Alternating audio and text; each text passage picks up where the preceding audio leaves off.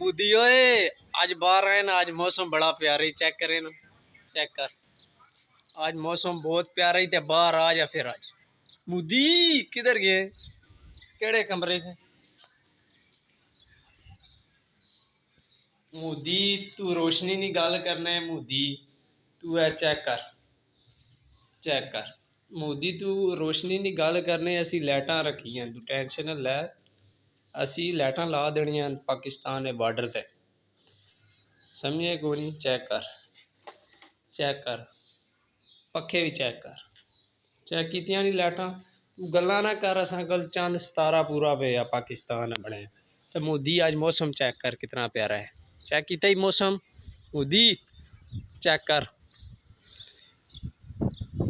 Check कर। इतना फौजियां ने टेंट बनना है। मोदी तू आओ टसवार में अपर सट सा जानने ना मिगी।